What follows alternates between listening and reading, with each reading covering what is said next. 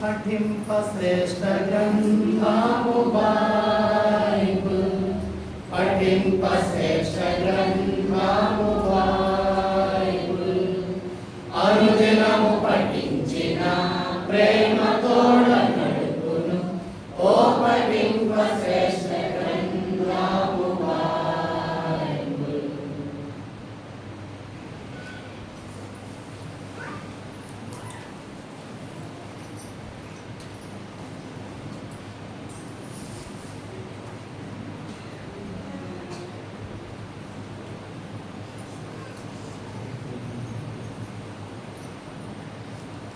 ప్రభువును మనం ఆరాధన చేసుకోవడానికి మత్తయి సువార్త 21వ అధ్యాయంలో నుండి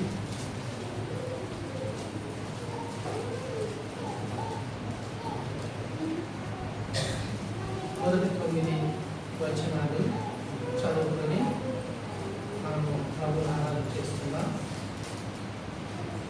మొదటి 9 వచనాలు మనము చదువుకుందాం.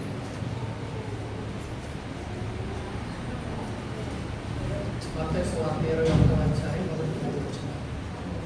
తర్వాత యెరూషలేమునకు సమీపించి ఒలీవ చెట్ల దగ్గరనున్న బేత్పగేకు వచ్చినప్పుడు యేసు తన శిష్యులలో ఇద్దరిని చూచి, మీ ఎదుటనున్న గ్రామమునకు వెళ్ళుడి. వెళ్ళగానే కట్టబడి ఉన్న ఒక గాడిదయు దానితోనున్న ఒక గాడిద పిల్లయు మీకు కనబడును. వాటిని విప్పి నా యొద్దకు తోలుకొని రండి. ఎవడైనను మీతో ఏమైనను అన్ని ఎడల అవి ప్రభువునకు కావలసి ఉన్నవని చెప్పవలను. వెంటనే అతడు వాటిని తోలి పెట్టునని చెప్పి వారిని పంపెను. ప్రవక్త వలన చెప్పబడినది నెరవేరునట్టు ఇది జరిగెను. అదేమనగా, ఇదిగో నీ రాజు సాత్వికుడై గాడిదను భారవాహక పశుపిల్ల అయిన చిన్న గాడిదను ఎక్కి మీ యొద్దకు వచ్చుచున్నాడని సియోను కుమారుతో చెప్పుడి అనున్నది.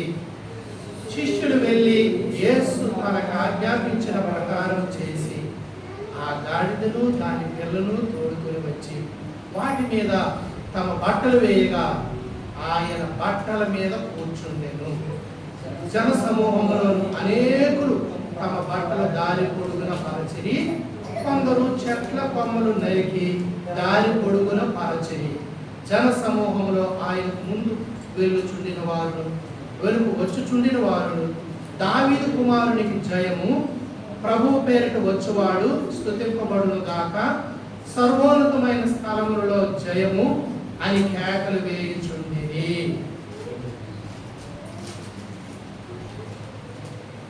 ప్రభువునందు ప్రియమైన దేవుని పిల్లలారా, ప్రభు దినమందు ఇంతవరకు దేవుడు మనల్ని కాపాడి బలహీనతలు మరి మన కష్ట నష్టాల్లో దేవుడు మనకు తోడుగా ఉండి నడిపిస్తూ వచ్చాడు. మనల్ని రక్షించి మనకు తోడుగా ఉండి కాపాడి నడిపించిన దేవునికి సజీవులమై ఉన్న మనము స్తుతులు అర్పించి ప్రభువుని మహిమపరచుట మనకి ఇవ్వనటువంటి గొప్ప ఆధిక్యత, భాగ్యం. పరలోకంలో నిత్యము ప్రభు సేవించబడుతున్నాడు. ఆరాధించుట అనేటటువంటిది మానవ జీవితానికి ఇవ్వనటువంటి గొప్ప ఆధిక్యత. మనల్ని దేవుడు తన మహిమ కొరకే చేసినప్పుడు దేవుడు కూడా మనల్ని ఆ నిత్య మహిమలో ఆయనతో పాటు మనం ఉండడానికి మహిమ కలిగినటువంటి దేవుడు మానవుడిగా ఈ భూమి మీదకి వచ్చి చేసిన కార్యం, రక్షణ కార్యం ఎంతో గొప్ప విలువైనది. ఈ వాక్య భాగము మనం గమనించినప్పుడు ప్రభువైన యేసుక్రీస్తు వారి మనస్సు ఎటువంటిదో మనకు అర్థమవుతాడు. ఫిలిప్పీ పత్రికలో పౌలు కూడా ఆ మాటలు మనకు జ్ఞాపకం చేస్తారు. 2వ అధ్యాయము 5వ వచనం నుండి 8వ వచనం వరకు మరి ఆయన మహిమగల దేవుడు, ఆయన పరిశుద్ధులైన దేవుడు, ఆయన నిత్య నివాసి అయినటువంటి దేవుడు. అయితే మానవుని తన మహిమ కొరకు సృజిస్తే ఆ మానవుని పాప శాపం నుండి విడిపించి మహిమ కోల్పోయినటువంటి మానవుల కొరకు తన మహిమను విడిచిపెట్టి ప్రభు రిక్తులుగా చేసుకొని వచ్చాడని దేవుని యొక్క వాక్యం రాయి. చదవండి 2వ అధ్యాయం 5వ వచనం నుండి. క్రీస్తు యేసునకు కలిగిన ఈ మనస్సు. కాబట్టి ప్రియమైన దేవుని పిల్లలారా, క్రీస్తు యేసుకు కలిగిన మనస్సు మనం కలిగి ఉండాలని మరి దైవ జనుడు ఫిలిప్పీ సంఘానికి ఇప్పుడు చదువుకుంటున్న మనకి సర్వలోకమున ప్రజలకి తెలియజేస్తా ఉన్నాడు. 6వ వచనంలో ఆయన దేవుని స్వరూపము కలిగిన వాడై ఉంది. యేసు ప్రభువారు దేవుని స్వరూపము కలిగిన వాడు, దేవునితో సమానముగా ఉన్నటువంటి వాడు. ఈ భాగ్యాన్ని ఎవరు విడిచిపెట్టుకోలేరు. ఆ మహిమ, ఆ ప్రభావము, ఆ ఘనత వేరు. కానీ దేవుడు దాన్ని విడిచిపెట్టుకోవడానికి కూడా ఇష్టపడ్డాడు. అందుకే 7వ వచనంలో మనుష్యుని పోలికగా పుట్టి దాసుని స్వరూపము ధరించుకొని.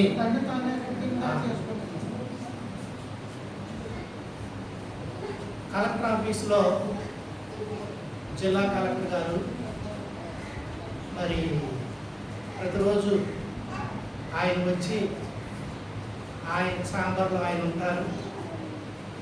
అక్కడ ఉన్నటువంటి గుమస్తా అక్కడ పనులన్నీ చూస్తూ ఉంటారు. ఒకవేళ ఆ గుమస్తాగా ఈ కలెక్టర్ని ఒక్కరోజు ఎవరైనా గుమస్తా స్థానంలో పెట్టి ఆ పనులు చేయడానికి నిర్ణయించగలరా, నియమించగలరా? తన ఆ యొక్క కార్యాలయంలో ఆయనే ఉన్నతమైన వాడైతే అదే కార్యాలయంలో ఒక దాసునిగా ఆయన ఉండలేదు. దేవుడు ఆయన మనస్సు ఏమిటంటే తన మహిమ కొరకు చేసిన మానవుడు మహిమ కోల్పోయినప్పుడు, పాపం చేసి చెడిపోయినప్పుడు తన మహిమను విడిచిపెట్టి రిక్తునిగా, దాసునిగా మానవుని కోరికలోనికి ప్రభువు వచ్చింది. అంటే ఈ ప్రభువు ఉన్నటువంటి ఆయన కలిగి ఉన్న ఈ మనస్సు తన పిల్లల కొరకు ఏ రీతిగా తాను తగ్గించుకున్నాడో చూస్తాను. అందుకే మనుషుని పోలికగా పుట్టి దాసుని స్వరూపము ధరించుకొని తను తాను రిక్తునిగా చేసుకున్నాడు. మరియు ఆయన ఆకారమందు మనుషుడుగా కనబడి మరణం పొందినంతగా, అనగా శిలువ మరణము పొందినంతగా విధేయత చూపిన వాడై తను తాను తగ్గించుకొని. శిలువ మరణం, శిలువ మరణం అంటే అది ఆషామాషి కాదు. ఒక ఉన్నతమైనటువంటి దేవుడు పరలోకము, మహిమ, తండ్రితో ఉన్నటువంటి ఆ సమానత్వాన్ని విడిచిపెట్టి వచ్చి అవమానాలు, నిందలు, దోషణలు, తిరస్కారాలు అవన్నీ పొంది ఎంత హీనాతిహీనంగా మరణించాలో ఈ భూమి మీద రోమ ప్రభుత్వం విధించినటువంటి ఆ శిలువ మరణము అంత మరి నీచముగాను, లేకపోతే కష్టతరముగాను, అవమానకరమైనటువంటి శిలువ మరణము అవమానకరమైనటువంటి అటువంటి మరణానికి ప్రభువు పొందినంతగా తను తాను విధేయత చూపి తగ్గించుకున్నాడు. ఇంతగా చేసినటువంటి ప్రభువు యొక్క ఆ నామము పరలోక తండ్రి అందుకే హెచ్చించాడు. ఆయన్ని పూజించి సేవించి ఆయన్ని మహిమపరుచినట్లుగా అన్ని నామాల కంటే పైనామము ఆయనకి ఎవరి కొరకు ఇలాగ ఆయన తగ్గించుకొని వచ్చాడు అని అంటే తన శిష్యులకి వెళ్ళి చెప్తా ఉన్నాడు. కట్టబడిన గాడిదయు, గాడిద పిల్లయు మీ ఎదుటినున్న గ్రామానికి వెళ్తే కనిపిస్తాయి, వాటిని విప్పి కోరుకుని అంటే ఈ గాడిద కొరకు మనం ఆలోచించినప్పుడు ఇది పశు జాతులనే ఇది ఏమాత్రం ఎన్నిక లేనటువంటిది. అంతేకాకుండా దేవుడు దీన్ని అంగీకరించలేదు. బలిగా దేవుని అర్పించాలి అన్నప్పుడు ఆ యొక్క కోడెలు, ఎద్దులు, లేకపోతే పొట్టేళ్ళు, గొర్రెలు, గొర్రెకరలు వాటిని అడిగారు, కానీ ఇవి అంగీకరించబడవు. అయితే ఇటువంటి అంగీకరింపబడినటువంటి పరిస్థితి దేవుడు సృష్టించిన మానవులు కూడా పాపం చేసి దేవుడి చేత అంగీకరింపబడటం లేదు. అందుకే పరలోక తండ్రి వారిని దేవుడితో మరలా యోగ్యులుగా చేసి వారికి తండ్రికి సమర్పించేలాగున కుమారుడే వచ్చి మరి మనుషుల్ని విమోచించే కార్యక్రమమే ఈ యొక్క ఉదంతం మనకి తెలియచేస్తా ఉన్నాం. అందుకే దైవ గ్రంథంలో రాయబడింది ఏంటంటే, ఆ పిల్లలు రక్త మాంసాలు కలిగిన వారే, శరీరాచలకి పాపేచ్చలకి లోబడినటువంటి వారే, దేవుని చేత అంగీకరింపబడినటువంటి దుస్థితిలోకి వెళ్ళిపోయినప్పుడు ఆ పిల్లల యొక్క స్వభావాన్ని ఆయన గ్రహించుకోవాల్సి వచ్చింది. 14వ వచనం హెబ్రీ 2వ అధ్యాయంలో, ఆ పిల్లలు రక్త మాంసాలు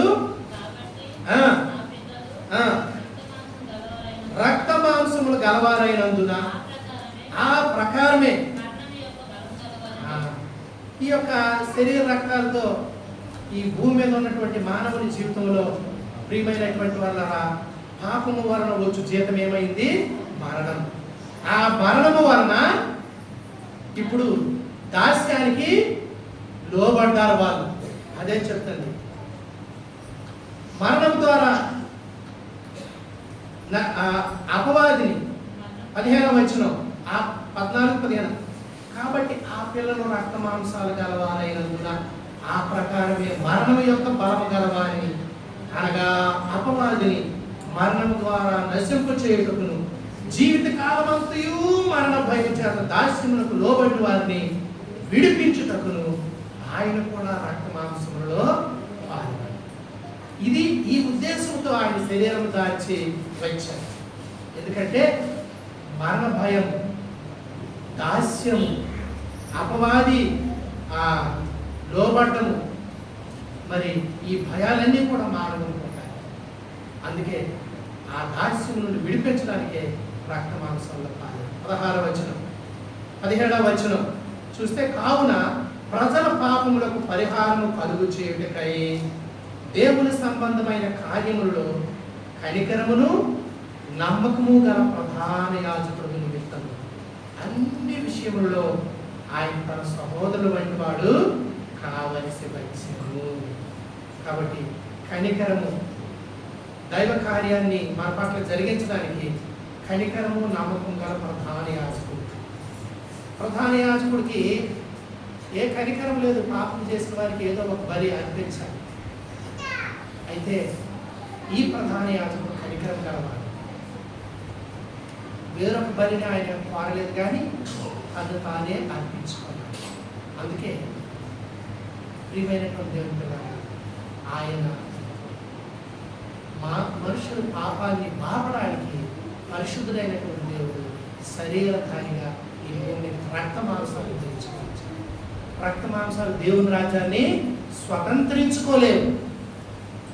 కాబట్టి శరీర స్వభావము, ఆదాము స్వభావం లోబడినటువంటి మానవుడు దాస్యానికి, మరణానికి, అపవాదికి లోబడిపోయినప్పుడు వాటన్నిటిలో నుండి విడిపించేటటువంటి కనికరము కలిగిన నమ్మకమైనటువంటి ప్రధాన యాజకుడే మనకు 18వ వచనంలో, తాను శోధించబడి శ్రమ పొందాడు కనుక శోధింపబడు వారికి సహాయం చేయగలవాడు. అందుకే శోధనలో, పాపములో పడిపోయి దాస్యంలో మరణ భరించకుండా వారి మీద నిజంగా కనికరం చూపించి దేవుడు వారిని విడిపించినట్లుగా మరి తాను అన్ని విషయాల్లో శోధించబడ్డ పాపము లేని వాడిగా ఉన్నాడు. శోధించబడే వారిని ఆయన విడిపించడానికి వచ్చాడు. అందుకే శిష్యులకు చెప్పాడు, ఎదుటనున్న గ్రామానికి వెళ్ళండి, కట్టబడి ఉన్న గాడిద పిల్ల కనబడతాయి, విప్పి తోలుకుని రండి. మీరు ఎందుకు దాన్ని విప్పుతున్నారని అడిగితే ఆయన అవి ప్రభు కావలసి ఉన్నవని చెప్పండి అని చెప్పి ప్రభు పంపించినప్పుడు ప్రియమైన దేవుని పిల్లలు మరి వాటిని విప్పి ప్రభు దగ్గర తోలుకొని వచ్చారు. అడిగించే వారిని కూడా చెప్పారు ఇవి ప్రభు కావలసి ఉన్నది. మనకు తెలుసు ఆ గాడిద పిల్ల, ప్రతి గాడిద పిల్ల కొరకు గొర్రె పిల్ల అర్పించబడాలి. చదవండి నిర్గమకాండము 13వ అధ్యాయం 13వ వచనాన్ని బిగ్గరగా చదవండి. ప్రతి గాడిద తొలి పిల్లను వెల ఇచ్చి విడిపించి దానికి మారుగా. ఇప్పుడు గాడిద పిల్ల విడుదల కావాలంటే వెల ఇచ్చి దానికి మారుగా ఒక గొర్రె పిల్లను అర్పిస్తేనే దానికి విడుదల. ఆరాం చేయకపోతే దాని గడను విరగదీయవలెను అని దేవుని యొక్క వాక్యంలో. ఇప్పుడు యేసు ప్రభువారు ఏ ఉద్దేశంతో పంపించారు? నీ బంధకాల్లో ఉండి నువ్వు నాశనం అవ్వకూడదు, నీ కట్లు విప్పే అధికారము నాకే ఉంది అని ప్రవచించారు. భూమి మీద పాపములు క్షమించిన మనుష్య కుమారునికి అధికారము కలదు. కాబట్టి ప్రియమైన మార్కు సువార్త 2వ అధ్యాయంలో ఆ మాట రాస్తుంది. కాబట్టి ఈ అధికారం ఆయనకి మాత్రమే ఉంది. ఆయన నీకు విడుదల ఇవ్వకపోతే నీకు మరణమే. అందుకే ఆ గాడిద పిల్ల, ఆ గాడిద కొరకు గొర్రె పిల్ల అయిన క్రీస్తు అర్పించుకుంటున్నాడు. యోహాను సువార్త 1:29లో బాప్తిస్మిచ్చి యోహాను యేసు ప్రభువుని చూసినప్పుడు ఇదే మాట పలికినాడు. ఆయన ఏమని చెప్పినాడు? ఆయన చదవండి. మరునాడు యేసు తన యొద్దకు రాగా చూచి, ఇదిగో లోక పాపమును మోసుకొని పోవు దేవుని గొర్రె పిల్ల అని చెప్పాడు. యేసు ప్రభువు గాడిద పిల్ల కొరకు గొర్రె పిల్ల అర్పించాలంటే పాపులమైన మన కొరకు తన్ను తానే అప్పగించుకోవడానికి మహిమను విడిచిపెట్టేసి రిక్తునిగా చేసుకుని వచ్చాడు. మనల్ని ఎంత ప్రేమిస్తున్నాడో, నీ పట్ల ఆయన వైఖరి మనసు ఎలా ఉన్నదో మన జీవితంలో మనము ఎరిగినప్పుడు దేవుణ్ణి సేవించకుండా మనం ఎలాగూ ఉండగలుగుతాము చెప్పండి. అందుకే ప్రియమైనటువంటి దేవుని పిల్లరా, యేసు ప్రభువు ఎన్నో శోధనలు అనుభవించాడు. శోధించబడే వారికి సహాయం చేసేవాడే కానీ నువ్వు ఎందుకు ఇలా చేసావు, ఇలా ఎందుకు పాడైపోయావు, ఎంతగా ఎందుకు పాడైపోయావు అని కాదు. నువ్వు ఎంతగా పాడైపోయి ఉంటే అంతగా జాలి కనికరాన్ని చూపించేడే తప్ప నీలాంటి వాడిని విడిపించకూడదు అని అనలేదు. అందుకే నీతిమంతుల కొరకు ఎవరైనా ఒకవేళ ప్రాణం ఇవ్వడానికి తెగిస్తారట, కానీ పాపి కొరకు, భక్తిహీనుల కొరకు కూడా క్రీస్తు తన ప్రాణం ఇవ్వడానికి సిద్ధపడ్డాడు. యేసు ప్రభువుని ఆయన యోహాను చేత బాప్తిసం తీసుకొని అపవాది చేత శోధించబడుతున్నటువంటి సమయంలో అపవాది శోధించినప్పుడు నువ్వు దేవుని కుమారుడు అయితే అన్నాడు. ఏమన్నాడు? నీవు దేవుని కుమారుడు అయితే. అపవాది ఏం చేస్తాడంటే రెచ్చగొడతాడు. రెచ్చగొట్టినప్పుడు మనం ఏమైపోతాము? ఎంతగా సమాజంలో మాట్లాడుతుంటే మనమైతే ఏం చేస్తాము? విశ్వాసం అయి ఉండి మన దేవుణ్ణి ఎవరైనా ఏనపరుస్తున్నప్పుడు ఏం చేస్తాం? మనం పౌరుషం తెచ్చుకుంటాం. నువ్వు దేవుని కుమారుడు బట్టి ఈ రాళ్ళను రొట్టెలుగా చేసుకో, నువ్వు దేవుని కుమారుడు అయితే, ఎందుకంటే నీకు సమస్తం సాధ్యం కాబట్టి. ఉపవాసంతో ప్రార్థన చేస్తున్నది ఈ లోకానికి వచ్చినప్పుడు తండ్రికి తన మరణము ద్వారా ఈ మనుషులందరినీ ఒక రాజ్యంగా అప్పగించడానికి, వారు యాజకులుగా, రాజులుగా, పరిశుద్ధ జనాంగంగా ఉండి ఆ పిల్లలు కూడా శరీర రక్తాలని కోరికలు జయించి గొప్పవారిగా చేయడానికి ముందుగా ఆయన తండ్రితో గడిపే ఈ దినాల్ని ఆహారం లేక కాదు, ఆయన ప్రతిష్ఠించుకుని అలా చేస్తుంటే ఆ కార్యాన్ని భంగం చేయడానికి అపవాది ఏం చేశాడంటే, నువ్వు దేవుని కుమారుడు అయితే ఇవి ఆ 40 దినాలు తీరిన తర్వాత శోధకుడు వచ్చి శోధిస్తామన్నారు. ఆ రాళ్ళు రొట్టెలు చేసుకొని ప్రభు తినలేడా? కానీ అలా కాదు, రొట్టె ఎలా సంపాదించుకోవాలో మానవుడికి ప్రభు చెప్పాడు. నీవు కష్టపడి సంపాదించుకోవాలా అని చెప్పాడు. కాబట్టి ప్రభు కూడా మానవుడు రొట్టె వల్ల మాత్రమే జీవించడు, దేవుని నోట నుంచి ప్రతి మాట వల్ల బ్రతుకుతాడని ప్రభువు నేను దేవుని కుమారుడు కాదంటావా అని రాళ్ళను రొట్టెలు చేయలేదు. కానీ రొట్టె తినకపోయినా దేవుని మాట బ్రతికిస్తుందని చెప్పి ప్రభు వాక్యములో నుండి అపవాది వచ్చి శోధిస్తే వాక్యం ద్వారానే సమాధానము చెప్పాడు. మన సొంత జ్ఞానాన్ని బట్టి మనము సాతానుని ఓడించలేము. రెండవదిగా ఎత్తైన పర్వతం మీద తీసుకుని వెళ్ళి ఎక్కడి నుండి దూకే యెరూషలేము దేవాలయం మీద తీసుకుని వెళ్ళి దూకే నీ పాదములకు రాయి తగలకుండా దూతలు పట్టుకుంటారని రాయబడి ఉంది కదా అని చెప్పినప్పుడు ప్రభు అన్నాడు,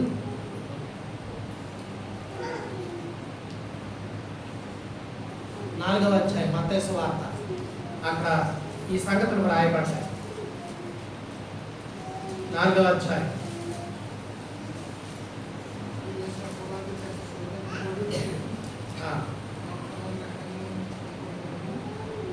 ఎత్తైన ఒక కొండ మీద 8వ వచనంలో మరి తీసుకొని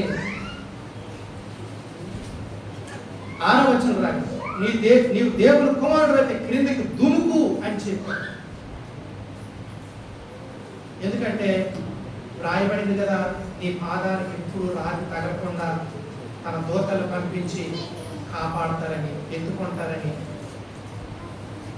అయితే ప్రభు సమాధానం ఏంటంటే, నీ దేవుని నీకు శోధింపవలదు అని వ్రాయబడి.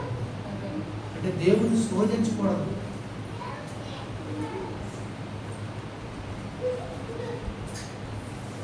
ఈ మన ప్రక్క ఊరు బురద వెంకటపురంలో జరిగిన ఒక సంఘటన. ఒకసారి విశాఖపట్నం మీటింగ్కి వెళ్ళినప్పుడు ఒక పాస్టర్ గారు నన్ను ఏం చేశారంటే వాళ్ళ ఇంటికి తీసుకెళ్ళాడు. అతను మాకు చక్కగా ఆరతి జీవించాడు, భోజనం పెట్టి చేశాడు. చాలా దినాలు అయిపోయాయి.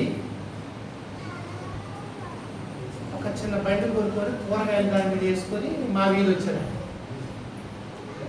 నన్ను చూసి ప్రైజ్ లాడండి పాస్టర్ గారు, ఇతను వైజాగ్లో ఆ ఇంట్లో మాకు ఆరతి జీవించాడు ఆయన. బ్రదర్ ప్రైజ్ లాంటి బాగున్నారా? ఏంటంటే మరి ఏంటంటే అక్కడుండి ఇలాగ ఉంటుంది, మన ప్రాంతం నుండి అలాగా కష్టపడి పని చేసుకొని దేవుళ్ళో కొనసాగిపోవడం ఉందని చాలా సంతోషించాడు. ఆయన ఏం చేశాడు, ఇక్కడ ఉండే దేవుడు పౌరుషంగా ఉండేది. అయితే ఏమైందో ఏమో సంఘటన నాకు తెలియదు, కానీ ఎవరితోనో దేవుని గురించి వాగ్వాదం చేశాడు.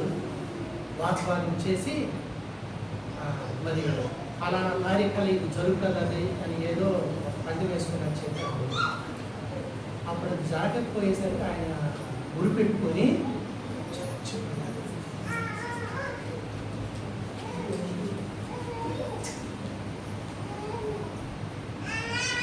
మంచి ఆత్మీయుడు ఎందుకు నాకు అయిపోయాడంటే ఆ ఉద్రేకాల్లో తీసుకెళ్తాడు అపవాది. మనమేమనుకుంటాము, నా దేవుని కొరకే ఈ పంది వేసాను అనుకుంటామా? కానీ అపవాది ఆ ఉచ్చును పట్టుకొని ఏం చేస్తాడంటే మనుషుని నాశనం చేస్తాడు. ఆ వ్యక్తి తెలియక అలాగే మరి సంఘటనలు లేవు, నాకైతే తెలియదు. కానీ అలాగే చాలా బాధపడ్డాను. అంటే మంచి ఆత్మీయుడు అనుకున్నాను, ఎందుకు ఇలా చేశాడు? ఒక 3 స్త్రీలు మీటింగ్కి వెళ్తున్నారు. మీటింగ్కి వెళ్తున్నప్పుడు నిన్న మీటింగ్కి వెళ్ళారు. ఆ యొక్క మరి కాలువ దాటి వెళ్ళాలి. ఆ రాత్రి వర్షం పడింది. ఇప్పుడు కాలువ ఏమైంది, పెద్దగా పొంగి పారుతుంది. ఈరోజు మీటింగ్ వెళ్ళాలి. ఈ ముగ్గురు ఆడవాళ్ళు వెళ్ళారు. అక్కడికి వెళ్ళి అక్కడ జరగడానికి అవకాశం లేదు. అందులో ఒక ఆయన అన్నదట, ఏం పేతును దేవుడు నీటి మీద నడిపించలేదా, మరి మనల్ని నడిపించరా దేవుడు అని చెప్పి ముగ్గురు చేతులు పట్టుకుని దిగిపోతారు. అంతే, ముగ్గురు కూడా అంటే ప్రభువుని ఎలా శోధిస్తారు చూడండి. అంటే దేవుని వాక్యం మనకి హృదయంలో పుట్టించినట్టుగా పుట్టించి అపవాది ఎలా మోసం చేస్తారని చెప్పడానికి కొన్ని ఉదాహరణలు అనమాట. శారీరక ఉద్రేకము దేవుని చిత్తాన్ని ఏది నెరవేర్చదు. వివేకముతో మనం చేయాలి. అందుకే ప్రభువును మనం వెంబడించాలి. ఈ భూమి మీద ప్రభువు ఎలాగా ఆయన జీవించడో, సాతాన్ని ఎదుర్కొన్నాడో అది మనం ఎరగాలి. ప్రభు ఇక్కడ చెప్తా ఉన్నాడు, నీ దేవుడైన ప్రభు నీవు శోధించకూడదు అని మరొక చోట రాయబడి ఉంది కదా. దేవుని కుమారుడు అయితే దూకే నీకు దెబ్బలు తాగాడు అంటే సిలువుకి వెళ్ళక్కర్లేదు. ప్రభు విమోచన కార్యం జరగకూడదు, ఉద్రేకాలు చేసి కొండ మీద నుండి దూకేమన్నాడు. ఇదా దేవుని ఉద్దేశం చెప్తాం కాదు. ప్రభు వాటన్నింటినీ జయించాడు. తర్వాత చివరిగా అపవాది ఎంత ధైర్యం చూడండి. 8వ వచనంలో ఎత్తైన కొండ మీదకి ఆయన తీసుకుని పోయి ఈ లోక రాజ్యాలు మహిమ చూపించి ఏమంటున్నాడు, నీవు సాగిపడి నాకు నమస్కారం చేసిన వీటన్నిటినీ నీకు ఇచ్చిందని చెప్తున్నాడు. ప్రభు 10వ వచనంలో చెప్తున్నాడు సాతానుతో, సాతానా పొమ్ము, ప్రభు అయిన నీ దేవునికి మ్రొక్కి ఆయన మాత్రము సేవింపవలెను అని వ్రాయబడి. లోక సంపదలు, అధికారాలు అన్నీ నీకు ఇస్తాను, నీవు నన్ను ఆరాధించు. ఆ అధికారం అతనికి ఇవ్వబడ్డదంట. ఎవరిచ్చారా అధికారం సాతానికి? ఎవరిచ్చారా అధికారం? దేవుడు ఇచ్చాడా? మానవ పాదాల కింద ఈ అధికారం అంతా దేవుడు ఇచ్చాడు. మానవుడు మోసం చేసి మానవుడి దగ్గర నుండి దోచుకున్నటువంటి దొంగ అపవాది. కాబట్టి ప్రియమైనటువంటి వాళ్ళరా, సంపదలతో మోసం చేస్తారు, పేరు ప్రఖ్యాతతో మోసం చేస్తారు. అర్థమైందా? ఒక పెద్ద ఆయన ఉన్నాడు, క్రైస్తవులు అంటే చిరాకు పడుతుంటాడు అంట. అర్థమైందా? దేవుడు అంటే చిరాకు పడతాడంట. ఆయన విశ్వాసం వేరే, ఆయన విశ్వాసం ఆయన చూసుకోవచ్చు, కానీ ప్రభు నమ్మితే ఆయనకి ఎందుకు? అవునా కదా? ఇలాగ ఎవరైనా చిరాకు పడినా దేవుని విరోధంగా పాపం చేయడమే తప్పిస్తే ఇంకొకటి లేనే లేదు. ప్రభు మీద చిరాకు పడతారో అన్నదానాలు, ఆదానాలు, విధానాలు చేస్తారు. మనం అనుకుంటాం వాళ్ళు గుడ్డు వాళ్ళు తెలియదు, జీవాధిపతులు కాదంటున్నారు, నిత్య జీవం వరకు ఏం చేస్తున్నారు? ఈ కార్యక్రమాలన్నీ చేస్తారు. ఎంత భయంకరంగా ఉంది. కాబట్టి సిరి, సంపద, పేరు ప్రఖ్యాతులు సమాజంలో మనుషులు అనేకలు ఏం చేస్తున్నారంటే, యేసు ప్రభువు అంటే తక్కువ వారి దేవుడు అనే ముద్రతో ఆ దేవుని మహాత్మ్యము, గొప్పతనము ఎంత గొప్పదైనా సరే ఆయన అంగీకరించుకుంటున్నాడు. ఆయన వినిపిస్తేనే నీకు విడుదల, ఆయన క్షమిస్తేనే నీకు పాపక్షమాపణ, నీకు రక్షణ. ఆయన విడిపించకపోతే, నీకు ప్రాణం పెట్టకపోతే నువ్వు చదవలసిందే నిత్య జీవం లేకుండా. ఎందుకు ఈ మాటలు చెప్తానంటే, ప్రభు ఈ స్వాదలన్నీ జయించాడు. అన్ని స్వాదనలు ప్రభు పొందాడు. భూమి మీద ఉన్నప్పుడు మానవుడికి ఏ స్వాదనలు వస్తే ఆ స్వాదనలన్నీ పొందాడు ప్రభు. తాను శోధింపబడి శ్రమ పొందిన కనుక ఏ స్వాదంలో ఉన్న వారికైనా సహాయము చేయగలవాడు. కాబట్టి ఎంత అక్కడున్న కృషించిపోయి పాపం చేత చెడిపోయిన మనుషులైనా సరే ఆయన విడిపించి రక్షించడానికి సమర్థుడు. ప్రభు అంటున్నాడు నీతో నాతో, గాడిద వలె, గాడిద పిల్లవలే నీ పాపంలో నీవు బంధించబడి ఉన్నావు, నీ పాపమును మోసుకొనిపో దేవుని కొనుకలను నేనే, నీ కొరకు సులువులో ప్రాణం ఇచ్చాను, నేను స్వతంత్రంగా చేసి నీకు విడిపించాను, నీకు రక్షణ ఇచ్చాను. అందుకే ప్రవక్త తన గ్రంథంలో జకరియా 9:9 ఏది రాశాడో మనము చదువుతాం. చదవండి. జకరియా 9:9 9వ అధ్యాయం. సియోను నివాసులారా బహుగా సంతోషించండి, యెరూషలేము నివాసులారా ఉల్లాసంగా ఉండండి, మీ రాజు ఎవరట? చూడండి, మీ రాజు నీతిపరుడు అని చెప్పబడింది, మరియు రక్షణ గలవాడు, దీనుడు, గాడిద పిల్లలు ఎక్కి నీ యొద్దకు వచ్చుచున్నాడని రాయి. దీనుడై గాడిద పిల్లను, ఈ రెండు మాటలు జ్ఞాపకం చేసుకోండి. గాడిద పిల్లలు. వేరు సువార్తల్లో ఎదుర్కొన్న గ్రామంకి వెళ్ళండి, కట్టబడి ఉన్న గాడిద పిల్లలు కోరుకొని రండి అని చెప్పాడు. కానీ ప్రవక్త అసలు ఏం చెప్పాడంటే గాడిద పిల్లలు అని చెప్పాడు. ఇక్కడ మత్తయి సువార్తలో గాడిద పిల్లలు ఇప్పుడు కోరుకుని రండి అని చెప్పాడు. ప్రియమైనటువంటి దేవుడు, కుటుంబంలో తల్లి పిల్లల మధ్య ఉన్నటువంటి ప్రేమ ఎటువంటిది చెప్పండి. ఇంకా ఏ ప్రేమ కూడా ఆ మధ్యకి విడదీయలేదు. ఆ ప్రేమ, తల్లి బిడ్డల ప్రేమ. పసిపిల్ల ఒక్కదాన్ని తోడుకొచ్చారనుకో, ఎవరు ఏడుస్తారు? తల్లి ఏడుస్తారు. ఆ ఇద్దరిని తోడుకుంటారు. నీ విమోచకుడు ఇంటిలో ఒకరు రక్షణ పొందేవారైతే ఖచ్చితంగా వాళ్ళ ఇంటి వారి కొరకు భారము కలిగి ఉండాలి. ఈ గాడిద కొరకు చెప్పడానికి ఒక ఆలోచన ఉంది, అందుకు చెప్తాను. ప్రియమైన దేవుడి ద్వారా ప్రభు దగ్గరికి ఆయన కోరుకుని వచ్చినప్పుడు మనుషులు ఏం చేశారంటే వస్త్రాలతో వాటిని అలంకరించారు ఆ గాడిద. అంతేకాకుండా ఆ గాడిద పిల్ల మీద ప్రభు కూర్చోవాలి కాబట్టి ఆ గాడిద నడుస్తున్న యెరూషలేముకు వచ్చినంత వరకు వారి వస్త్రాలు ముందర పరుస్తూ వచ్చారు. చెట్లు కొమ్మలు కొందరు. ఈ రీతిగా ప్రవక్త మెస్సయ్య ఎలా వస్తాడో ముందుగా గ్రంథంలో రాశాడు.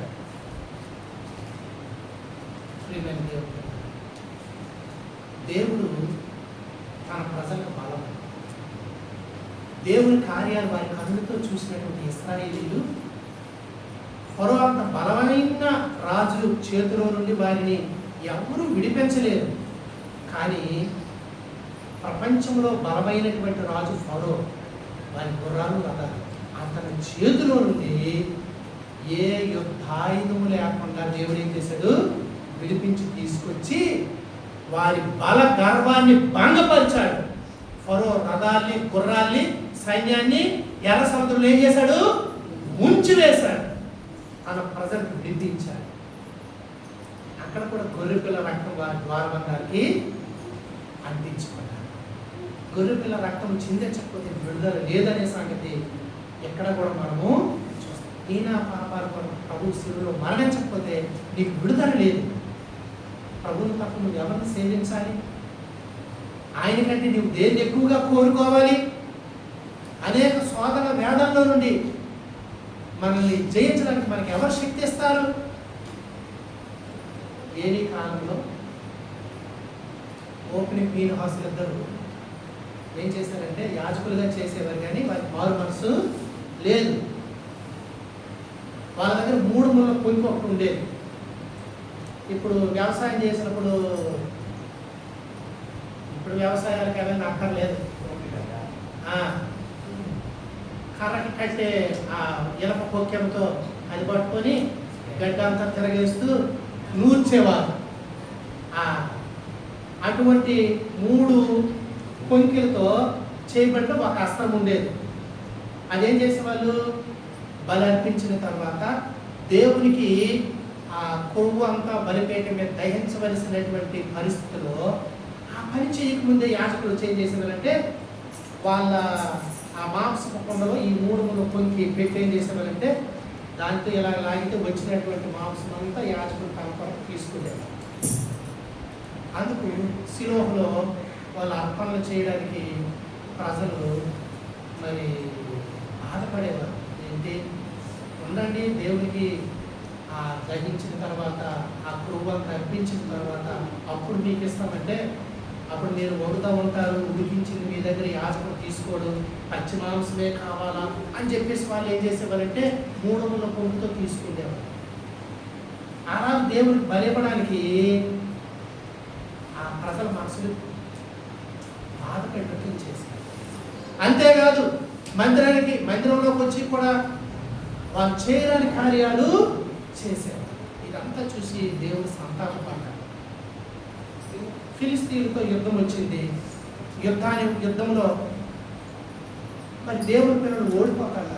అటువంటి పరిస్థితుల్లో శిలోహలో ఉన్నటువంటి మందసం యుద్ధ భూమిలోకి వెళ్తే బాగుంటుంది, విజయం వస్తుంది అని అనుకుని మందసాన్ని యుద్ధ భూమిలోకి తీసుకొస్తే ఇశ్రాయేలీయులందరూ ఆర్భాటం చేశారు. ఫిలిస్తీన్లు అనుకుంటున్నారు, ఏంటి వాళ్ళు ఓడిపోతున్నారు కదా, ఎందుకెంత ఆర్భాటం చేస్తారంటే ఐగుప్తుని జయించిన ఆ మహాఘనమైన దేవుని మందసము ఇప్పుడు యుద్ధ భూమిలోనికి తీసుకొచ్చారు.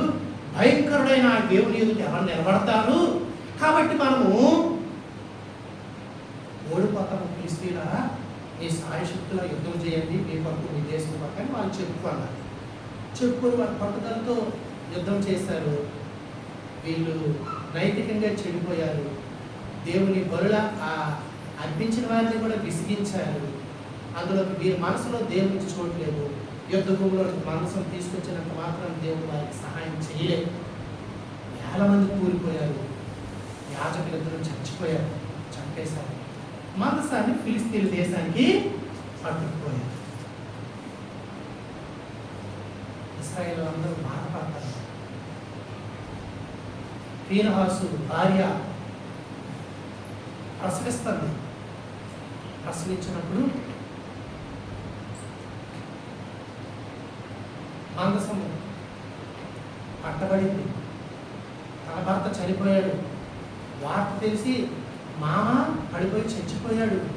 ఇవన్నీ విన్నప్పుడు ప్రసవిస్తున్నటువంటి ఈమె ఇశ్రాయేలీయులకు దేవుని ప్రభావం వెళ్ళిపోయిందని చెప్పి మహిమ పోయింది అని తన కుమారునికి ఈకాబోదని పేరు పెట్టి ఆయన కూడా చచ్చిపోయాడు. అంటే మందసము పట్టబడ్డాదనే మాటకి ఏలీ చచ్చిపోయాడు.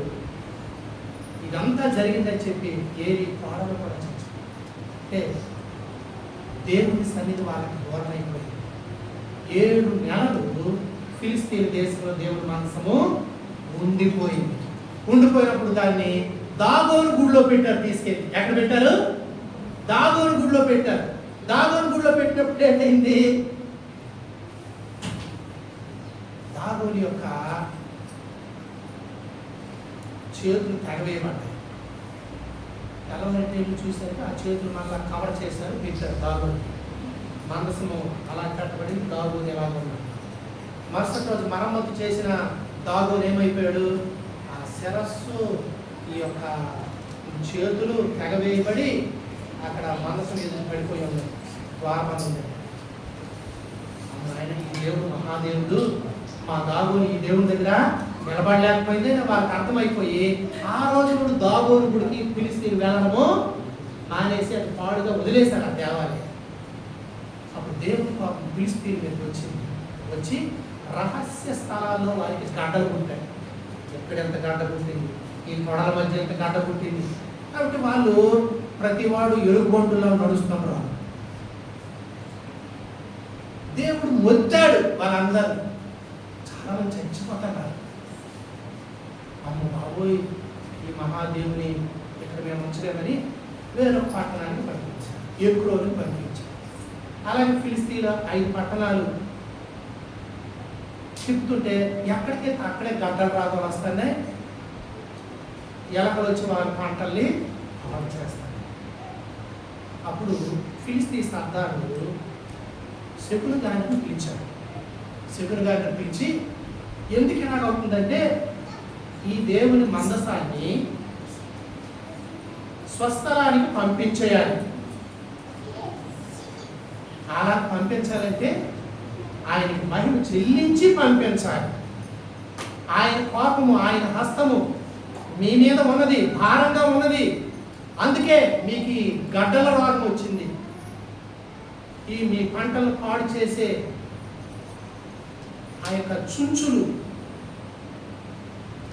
కాబట్టి మీ మీద దేవుని హస్తం భారంగా ఉంది. కాబట్టి మీరు ఎన్ని పట్టణాలు అయితే ఉన్నాయో, ఎంత సర్దార్లు ఉన్నారో వారి పేరును పెట్టి ఆ బంగారు గడ్డలు చేయించి అక్కడ పెట్టండి.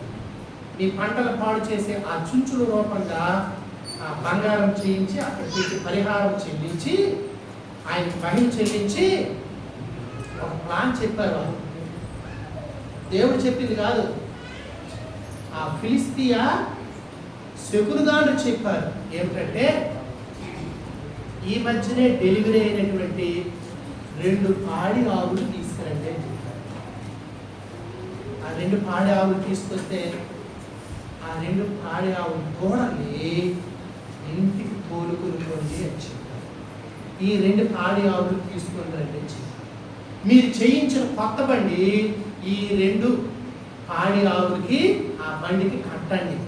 కట్టి తోలువాడు ఎవడు లేకుండా ముందు నుండి దాని బండిని నడిపించడానికి ఎవరు ఉండకూడదు. అప్పుడు వీటంతట ఇవే బెత్షెమెషు మార్గాన్ని దాటి మార్గంలో పడి వెళ్తే ఈ దేవుని పాపం వల్లే మీకు ఈ కష్టాలన్నీ జరుగుతున్నాయని తెలుసుకోండి. ఇవి ఈ త్రోవను వెళ్ళకుండా అర్థదిడ్డంగా వెళ్తే మీ అదృష్టం వల్లే మీకు ఇలా జరిగింది, ఆ దేవుడు మొక్కలేదని తెలుసుకోండి అని చెప్పారు. అర్థమైందా? ఈ పరీక్షలో తల్లిని విడిచి బిడ్డ ఉండలేదు, బిడ్డను విడిచి తల్లి ఉండలేదు. ఆడు ఆవులు బండి పూస్తే తోలకుండా వెళ్ళిపోతాయా? మార్గం గుండా ఏది రుజుమార్గమో ఆ మార్గం గుండా వెళ్ళిపోతాయా? ఆవులు ఎప్పుడైనా బండి పూసారా? లేదే. దూడలు ఏడుస్తుంటే ఇవేం చేస్తాయి?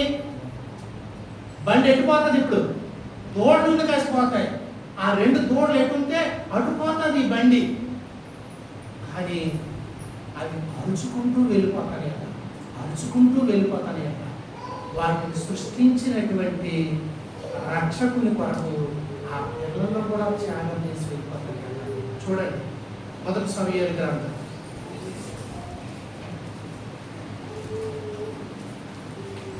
6వ అధ్యాయం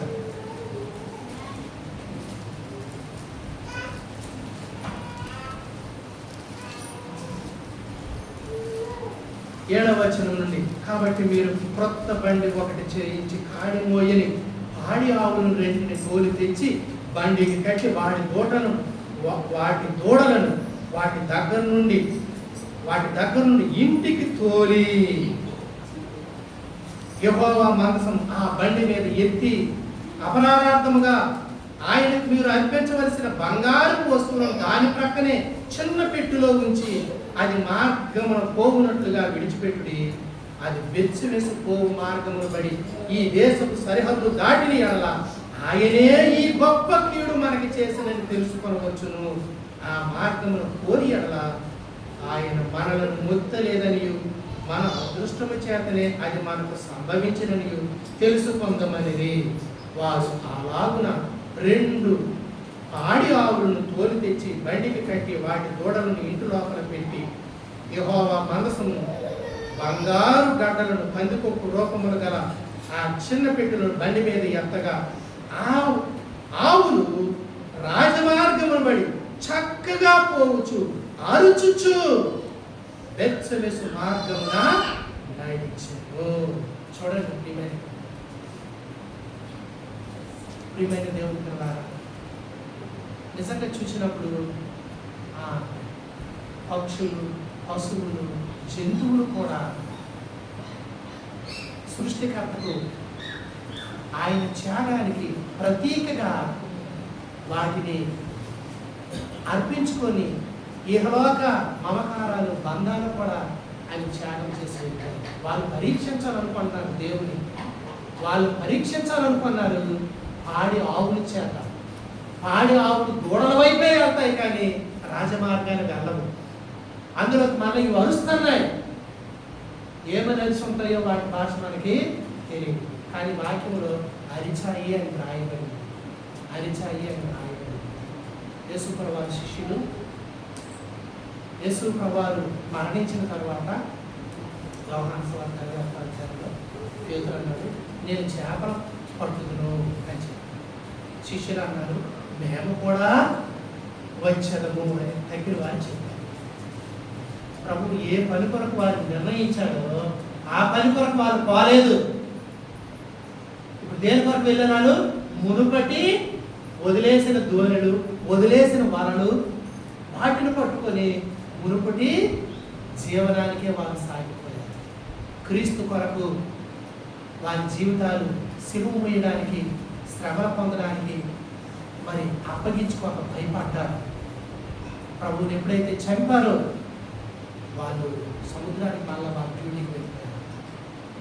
ప్రభు వారిని దర్శించారు. వారికి ఒక చేప కూడా పడలేదు. ప్రభు 21వ అధ్యాయంలో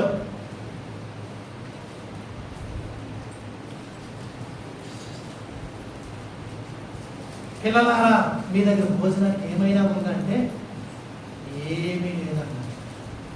అతను ప్రభు సుని అని చెప్పి అనగానే పేతురు వస్త్రాలు లేవు కాబట్టి నీటిలో దూకేశాడు.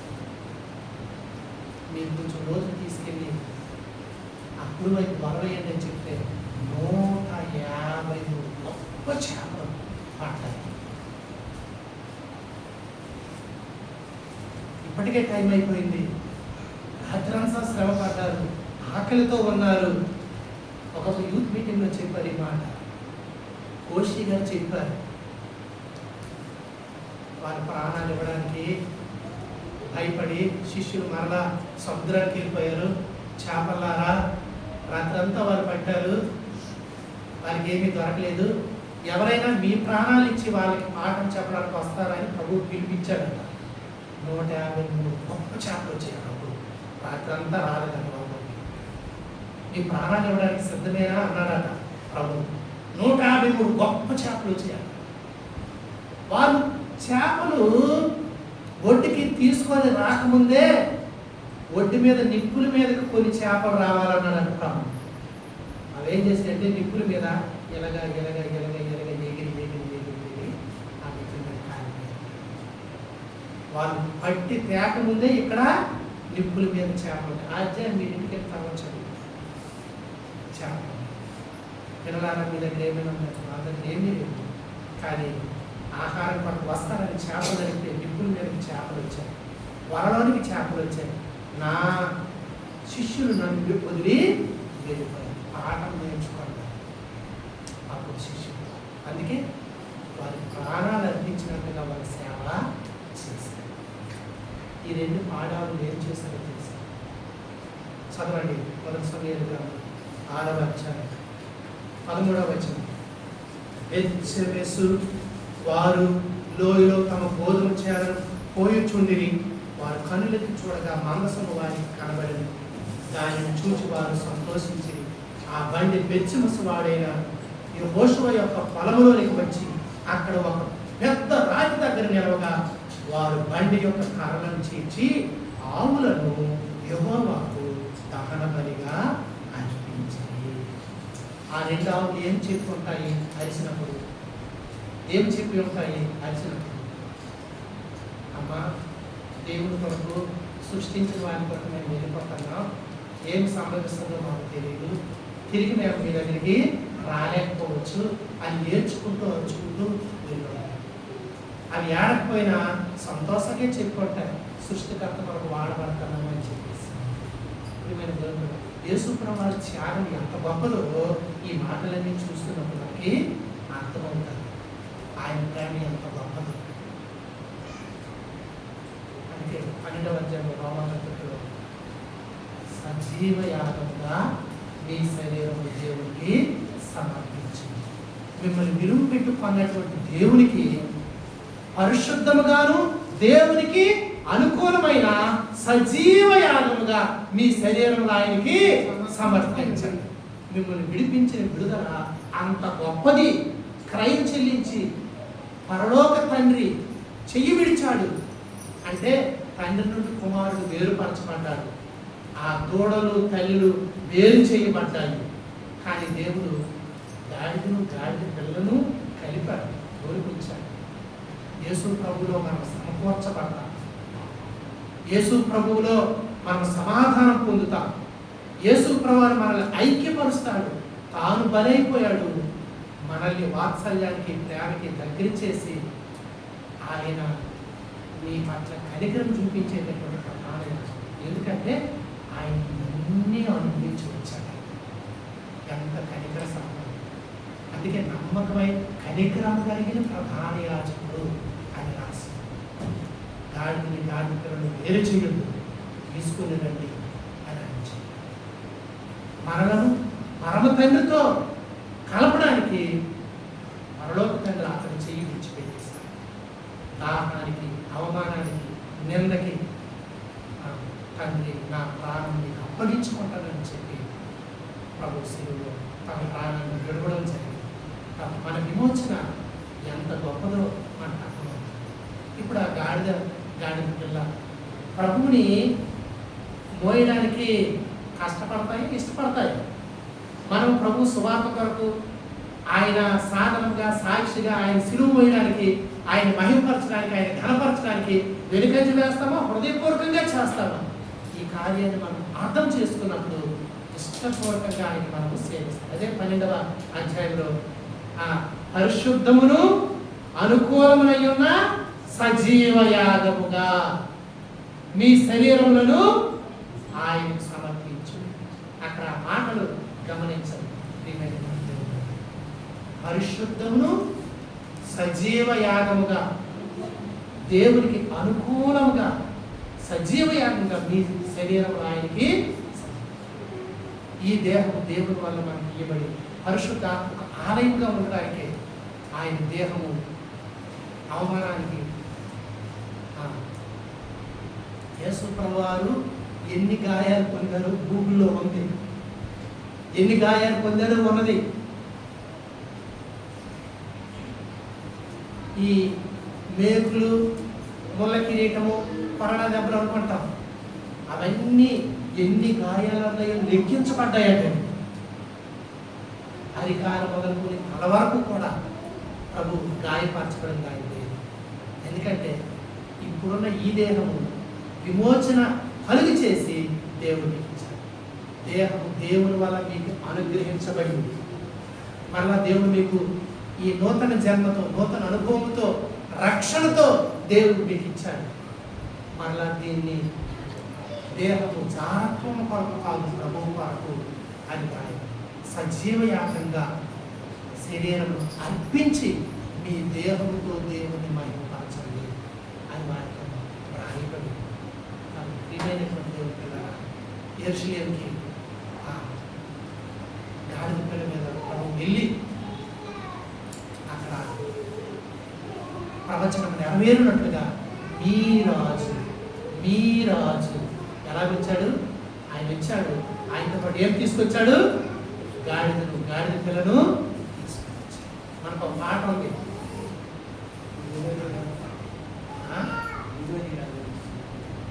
ఇదిగో నీ రాజు.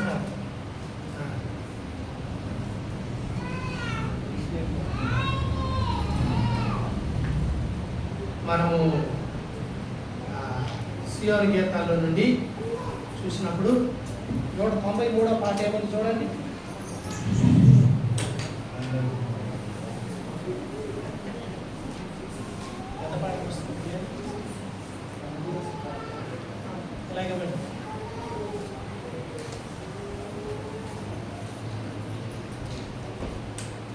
దేవునికే మహిమ, చూడండి, దేవునికే మహిమ యుగ యుగములకు కలుగును గాక అనే ఆ పాట.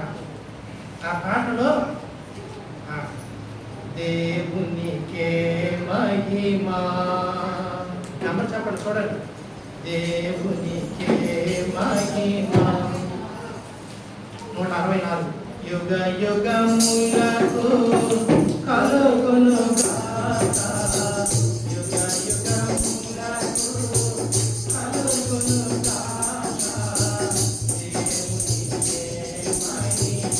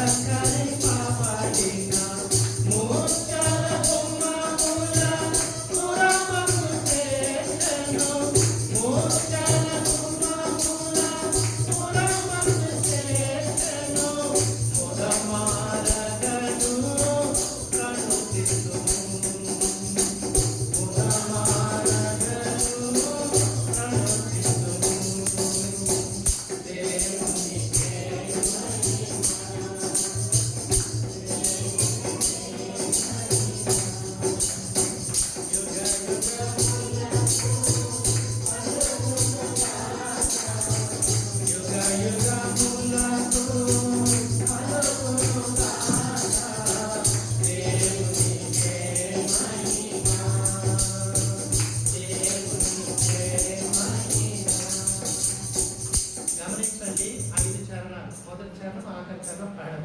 రెండో చరణం నిలువనమైనది మనకి ఇక్కడ లేదు, వల్లభుడు దాన్ని మన ముందు స్థిరపరిచాడు.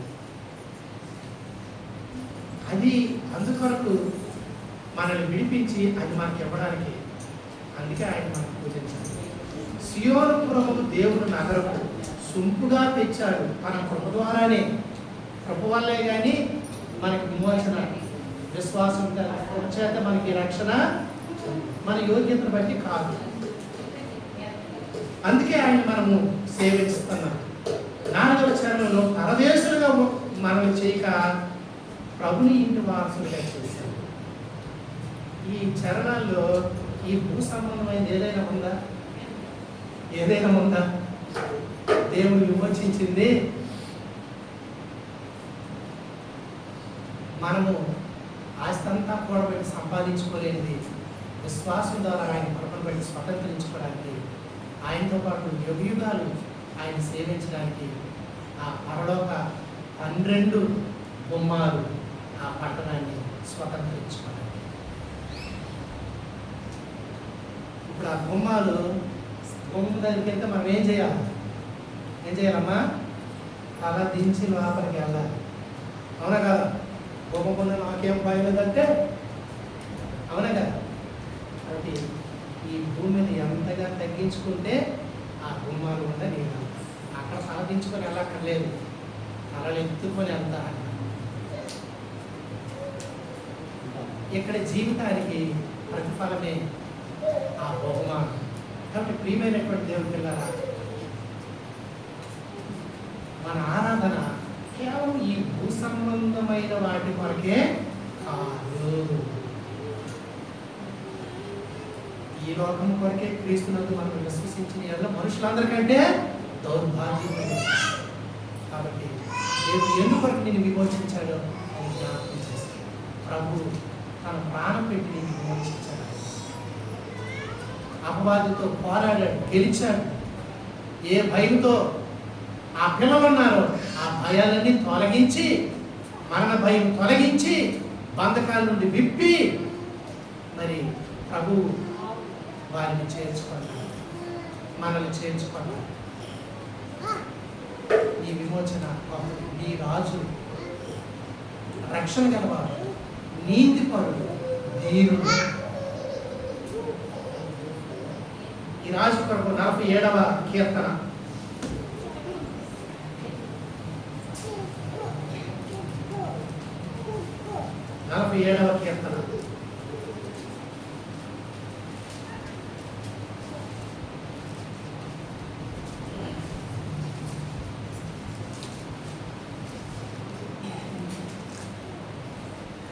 మొదటి 2 వచనాలు చదువుతాం. సర్వజనులారా చప్పట్లు కొట్టుడి, జయధ్వనులతో దేవుని గురించి ఆర్భాటం చేయుడి.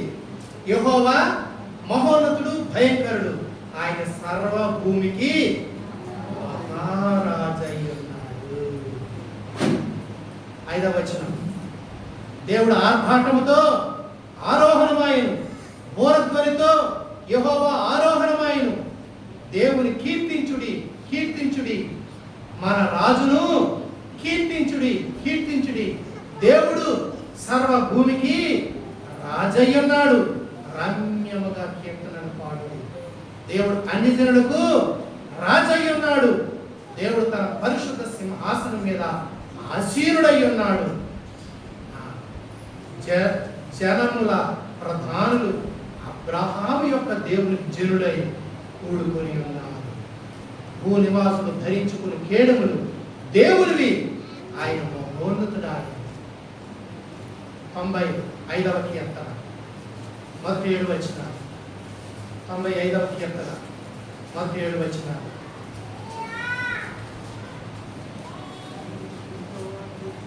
రండి, యెహోవాను గూర్చి ఉత్సాహధ్వని చేయుడు, మన రక్షణ దుర్గమును బట్టి సంతోషగానం చేయుడు. కృతజ్ఞతాస్తుతులతో ఆయన సన్నిధికి వచ్చారు, కీర్తనలు పాడుచు ఆయన పేరిట సంతోషగానము చేయుడు. యెహోవా మహాదేవుడు, దేవతలందరికి పైన మహాత్సము గల మహారాజు. భూమి, ఆగాధ, జలము, స్థలములు ఆయన చేతిలోనున్నవి. పర్వత శిఖరములు ఆయనవే, సముద్రము ఆయనది, ఆయన దాన్ని కలుగు చేశాడు. ఆయన హస్తములు భూమిని నిర్మించాడు. ఆయన మన దేవుడు, మనం ఆయన పాలించి ప్రజలకు ఆయన మేము రండి నమస్కారం చేసి సాగిల పడుదును, మనల్ని సృజించిన యెహోవా సన్నిధిని మోకరించుదాము. కాబట్టి ఆయన మహారాజు, మహాదేవుడు. 145లో రాజువైన నా దేవా నేను నిన్ను కనపరుస్తాను, నీ నామాన్ని నిత్యము కీర్తిస్తాను, అనుదినము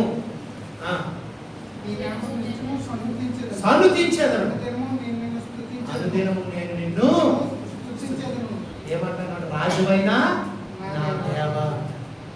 దేవుడు ఆయన మన రాజు. ఈ కట్టబడిన గాడిదలను తీసుకుని మనల్ని విప్పి ఆ రాజు మనల్ని కూడా రాజులుగా, యాజకులుగా, పరిశుద్ధులుగానే చేశారు. ఆయనకు తగినట్లుగా చేశారు. అందుకే క్రీస్తు పరిపూర్ణత లోకి మనం రావాలంటే పరలోక తండ్రి యొక్క ఉద్దేశం. అదే దైవత్వం. మానవుడు దేవుడు వంటి వాడు కావాలి, దేవుడే మానవుని వంటి వాడిగా వచ్చి మనల్ని నిర్వచించారు. ఇప్పుడు మనం క్రీస్తు యేసునందు